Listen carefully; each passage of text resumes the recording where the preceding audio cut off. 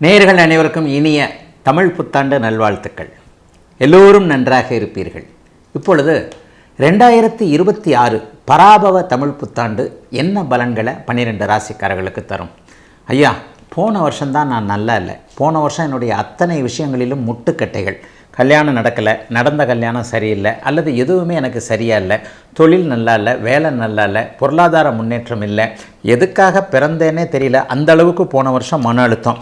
இந்த வருஷமாவது எனக்கு நல்ல அமைப்புகள் இருக்குமா அப்படிங்கிற ஒரு ஏக்கத்தோடு இருக்கக்கூடிய அனைவருக்குமே இந்த 2026 பராபவ தமிழ் புத்தாண்டு என்னென்ன பலன்களை எப்படி தரப்போகிறது? நான் அடிக்கடி ஒரு முன்னுரை மாதிரி சொல்லக்கூடிய அமைப்புகளில் இந்த வருட பலன்கள் எப்படி உங்களுக்கு சொல்லப்படுகின்றன. 12 ராசிகள்லையும் கோடிக்கணக்கானவர்கள், உலக மொத்தத்தில் இருக்கக்கூடிய ஒரு 800 கோடி பேரையும் பிரித்தோம்னா 12 பங்காக பிரித்தோம்னா ஒரு ராசிக்கு 60-65 கோடி பேர் கண்டிப்பாக வருவீங்க.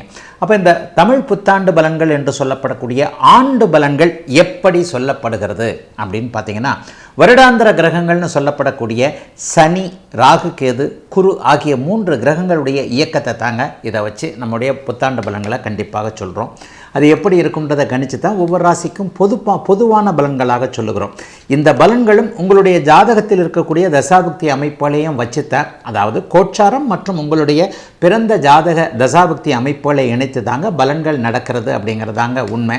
சரி, இந்த வருஷம் ஏதாவது சிறப்பான பயிற்சிகள் எதனா இருக்கான்னு பார்த்தீங்கன்னா, நிலையாக இந்த வருஷம் சனிப்பெயர்ச்சியே கிடையாது. இந்த தமிழ் புத்தாண்டில் சனிப்பெயர்ச்சி கண்டிப்பாக கிடையாது. அவர் ஒரே இடத்தில் மீன வீட்டில் நிலையாக இருக்கின்ற அதே நிலைமையில் டிசம்பர் மாதம் முதல் வாரம் இப்போது கும்ப வீட்டில் இருக்கக்கூடிய ராகு அப்படியே கீழே இறங்கி மகர வீட்டிற்கு வந்து விடுகிறார். இப்போது சிம்ம வீட்டில் இருக்கக்கூடிய கேது அப்படியே மேலே ஏறி கடக வீட்டிற்கு போகிறார். அப்போ ராகு கேதுக்கள் கடகத்திலும் மகரத்திலும் மாறக்கூடிய சூழல்கள் டிசம்பர் மாதம் முதல் வாரத்தில் இந்த ராகு கேது பயிற்சி நடக்குது. இதனை எடுத்து பார்த்திங்கன்னா ஒரு அற்புதமான ஒரு பயிற்சி நடக்குதுங்க, குரு பயிற்சி. அதாவது ஜூன் மாதம் 12ஆம் தேதி, ஏப்ரல் 14ஆம் தேதி தமிழ் புத்தாண்டு பிறகுதுன்னா சரியாக ஒரு 40-45 நாள்லேயே 7 வாரங்களிலேயே ஜூன் மாதம் 2ஆம் தேதி நடக்கக்கூடிய குரு பயிற்சியின் மூலமாக ஒரு உன்னதமான மாற்றம் நிறைந்த குரு பயிற்சி தான். என்ன அப்படின்னு பார்த்தீங்கன்னா, ஒரு 12-13 வருடங்களுக்கு ஒரு முறை உச்சம் என்கின்ற அதி உன்னத நிலையை அடையக்கூடிய குரு பகவான் இப்போது கடகத்தில் உச்சம் என்கின்ற அமைப்பை அடைகிறார். இது ஒரு பெரிய மாற்றம்ங்க. 12 வருஷத்திற்கு ஒரு தடவை வந்து குரு பகவான் உச்சத்தை அடையும் போது உலக மக்கள் எல்லாருக்குமே ஓரளவிற்கு நன்மையான பலன்கள். இப்போ கஷ்டப்பட்டுக்கிட்டு இருக்கிறவங்களுக்கு நல்ல விடிவு காலம் வரப்போகிறது அப்படிங்கிறது தான் உண்மை.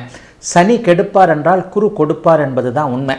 ஏற்கனவே இருக்கின்ற கஷ்டங்களை குறைப்பது, ஏற்கனவே இருக்கின்ற கஷ்டங்களிலிருந்து மாற்றங்களை நல்ல விதமாக தருவது, முக்கியமாக பொருளாதார முன்னேற்றம் என்கின்ற பண வருமானம் போன்ற அமைப்புகளை கொடுப்பது குரு பகவான் என்பதாலும், அபூர்வமான 12-13 வருடங்களுக்கு ஒரு முறை மட்டுமே வரக்கூடிய ஒரு உச்சகுரு பயிற்சி இப்போது நடக்கப் போகிறது என்பதனாலும் உண்மையிலேயே மேஷம் முதல் மீனம் வரையிலான 12 ராசிக்காரர்களுக்கு ஒரு நல்ல பலன்கள் கண்டிப்பாக இருக்கும்.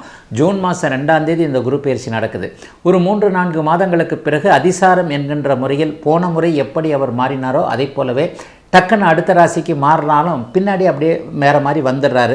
இந்த குரு பயிற்சியின் மூலமாக டிசம்பர் மாதத்திலிருந்து கேள யோகம் என்று சொல்லப்படக்கூடிய கோடீஸ்வர யோகம் கடகத்தில் ஏற்படுது. இந்த கடகத்தில் குரு கேள யோகம் ஏற்பட்டாலே உலகத்தில் இருக்கிறாங்க இப்போ இருக்கிறவங்களுடைய பொருளாதார முன்னேற்றம்லாம் கொஞ்சம் ஓரளவுக்கு சீராகி இப்போ கஷ்டப்பட்டுக்கிட்டு இருக்கிறவங்களுக்கு ஒரு 6 மாதம் கழித்து கொஞ்சம் நன்மைகள் நடக்கக்கூடிய தன்மைகள் கண்டிப்பாக உண்டுங்க. ஆக எல்லா நிலைமைகள்லையும் பார்க்கும் பொழுது ராகு கேது குருப்பெயர்ச்சி சனிப்பெயர்ச்சி என்பவை ஓரளவிற்கு நல்ல பலன்களை தரக்கூடிய நிலைமைகளில்தான் இப்போது 12 ராசிக்காரர்களுக்கும் இருக்கிறது.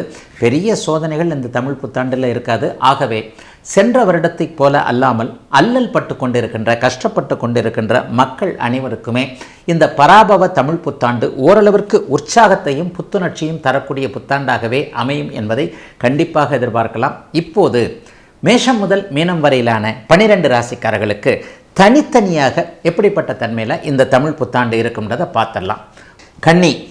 கன்னிராசிக்காரர்களுக்கு உன்னதமான சில திருப்பங்களை தரக்கூடிய அமைப்பு இந்த தமிழ் புத்தாண்டு பராபவ தமிழ் புத்தாண்டில் இருக்குது. ஜூன் மாதம் 2ஆம் தேதியிலிருந்து 11ஆம் இடத்திற்கு உச்சம் என்கின்ற அமைப்போடு டிசம்பர் மாதத்திலிருந்து கேள யோகம் என்கின்ற அருமையான அமைப்பை கண்டிப்பாக குரு பகவான் பெறுகிறார். நல்லா சம்பாதிக்க போகிறீங்க, நல்ல வேலை கிடைக்க போகுது, கிடைச்ச வேலையில் ப்ரொமோஷன் கிடைக்க போகுது, வேலையில் பேரெடுக்கக்கூடிய அமைப்பு. சொந்த தொழில் ஆரம்பிக்கலாமா? நிச்சயமாக ஆரம்பிக்கலாம், நன்றாகவே இருக்கும். சொந்த தொழில் சார்ந்த விஷயங்களில் ஏதாவது உதவிகள் கிடைக்கக்கூடிய தன்மை, ஏற்கனவே இருக்கின்ற வியாபாரத்தில் இதுவரைக்கும் கிடைக்காத லாபங்கள் கிடைக்கக்கூடிய தன்மை, சட்டப்பூர்வமான போராட்டங்களில் இருக்கக்கூடியவர்கள், கோர்ட்டில் கேஸ் இருக்குதுங்க, நானே ஹவுஸ் ஓனர் மேலே போட்டுருக்கிறேன், நானே குடுத்தனக்காரர் மேலே போட்டிருக்கிறேன், கிரெடிட் கார்டு கேஸ் என் மேலே இருக்குது, அதில் போய் தெரியாமல் மாட்டிட்டேன், இதில் போய் தெரியாமல் மாட்டிட்டேன், ஒரு ஃப்ரெண்டுக்காக போய் ஜாமீன் கையெழுத்து போட்டு நின்று நானே அந்த பணத்தை கட்டுற மாதிரி இருக்குது. இந்த மாதிரியான தெரியாத்தனமாக போய் சிக்கலில் மாட்டி சட்ட போராட்டங்களில் இருக்கக்கூடிய அத்தனை கன்னிராசிக்காரர்களுக்கும் ஜூன் மாதம் 2ஆம் தேதி நடக்கக்கூடிய குருப்பெயர்ச்சியின் மூலமாக வெற்றிகள் கிடைக்கக்கூடிய தன்மை, வில்லங்கங்களிலிருந்து வெளியே வரக்கூடிய அமைப்புகள் சர்வ நிச்சயமாக உண்டுங்க. சிலருக்கு இப்போ பிள்ளைகளுக்கு கல்யாணம் ஆகக்கூடிய தன்மைகள்லாம் உண்டு. பெண் பிள்ளைக்கு கல்யாணம் பண்ணணும்னு நினச்சிக்கிட்டு இருந்தவங்க, அல்லது ஆண் பிள்ளைகள் தூர இடத்துல போகிறதுக்கு வெளிநாட்டில் படிக்கணும்னு அனுப்பிச்சிக்கிட்டு இருக்கிறேன், அது சரியாக வரமாட்டேங்குது, அல்லது வெளிநாட்டில் இருக்கக்கூடிய பிள்ளை சரியாக படிக்க மாட்டேங்குது. இந்த மாதிரியான சூழ்நிலைகளில் இருக்கக்கூடியவர்கள் அனைவருக்குமே பிள்ளைகளால் டிசம்பர் மாதத்திற்கு பிறகு நல்லவைகள் நடக்கக்கூடிய அமைப்புகள் கண்டிப்பாக உண்டு.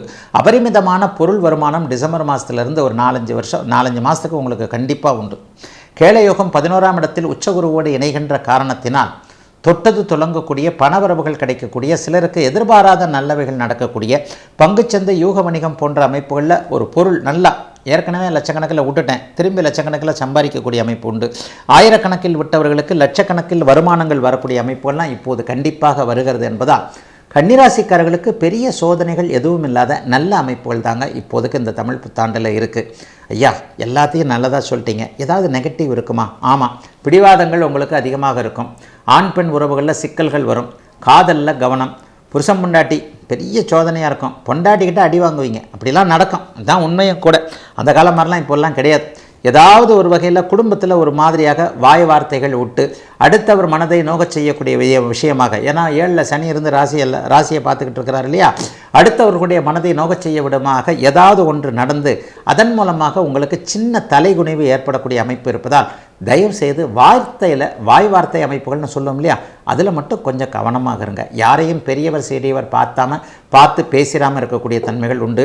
கூட்டு தொழில் வேண்டவே வேண்டாம். நண்பர்களிடமிருந்து ஒரு அடி இல்லை 100 அடி தள்ளி இருக்கக்கூடிய அமைப்புகள் இருக்கக்கூடிய ஆண்டாகவே இந்த தமிழ் புத்தாண்டு இருக்கிறது. கன்னிக்கு பெரிய சோதனைகள் இல்லாத ஆண்டாக அமைந்திருக்கிறது இந்த தமிழ் புத்தாண்டு.